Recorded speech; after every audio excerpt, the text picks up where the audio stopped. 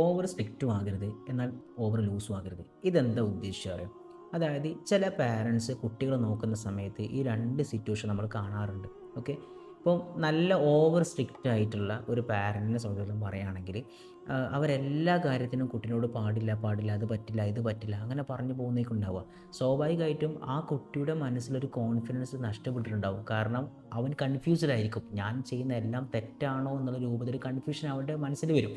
അപ്പോൾ അങ്ങനത്തെ വളർത്തിയിട്ടുള്ള പാരൻസിൻ്റെ കുട്ടികളെ നമ്മൾ സ്കൂളിൽ ധാരാളം കാണാറുണ്ട്. കാരണം ഓവർ റെസ്ട്രിക്ഷൻ കൊടുത്തങ്ങാട്ട് അങ്ങനെ വീർപ്പ് മുട്ടിക്കുന്ന പാരൻസ് നമ്മൾ കാണാറുണ്ട്. ഒരിക്കലും നമ്മൾ അങ്ങനെ ആകാൻ പാടില്ല.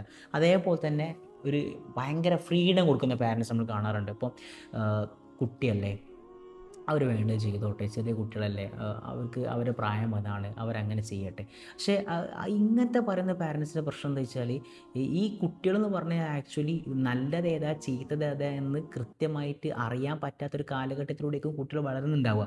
അപ്പം ആ ഒരു സമയത്ത് കൃത്യമായിട്ട് പാരൻസ് ഗൈഡ് ചെയ്യണം ഏതാണ് ശരി ഏതാണ് തെറ്റെന്നുള്ളത്. അപ്പോൾ ഈ ഗൈഡ് ചെയ്യാതെ എല്ലാത്തിനും കുട്ടികളല്ലേ എന്നുള്ള ന്യായം വെച്ചിങ്ങാട്ട് കുട്ടികൾക്ക് എല്ലാത്തിനും നമ്മൾ സപ്പോർട്ട് ചെയ്ത് നിന്ന് കഴിഞ്ഞാൽ കുട്ടിക്ക് ശരിയും തെറ്റും മനസ്സിലാവില്ല.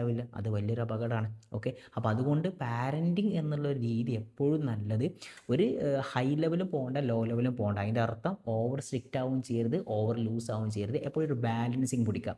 ഈ ബാലൻസിങ് പിടിച്ചാലുള്ള സൗകര്യം എന്താ വെച്ചാൽ, നമുക്ക് കുട്ടിക്കൊരു പ്രശ്നം ഉണ്ടാകുന്ന സമയത്ത് ആ കുട്ടിയെ നമ്മൾ സ്നേഹത്തോടെ അവനോട് കാര്യങ്ങൾ പറഞ്ഞ് മനസ്സിലാക്കി കൊടുക്കാം ഒരു പ്രശ്നം ഉണ്ടായി കഴിഞ്ഞാൽ. അതുപോലെ തന്നെ അവൻ നല്ലത് ചെയ്ത് കഴിഞ്ഞാൽ അവൻ നമുക്ക് എന്ത് ചെയ്യാം, പ്രോത്സാഹിപ്പിക്കാം. ഈ കാര്യങ്ങളൊക്കെ ചെയ്യാൻ പറ്റും. ഈ ഒരു രീതി നടക്കണം എന്നുണ്ടെങ്കിൽ അത് ഒരു ബാലൻസിങ് പാരൻറ്റിലൂടെ നടക്കുള്ളൂ. അപ്പോൾ ഈ ഒരു കാര്യം നല്ലോണം പാരൻസ് ശ്രദ്ധിക്കണം.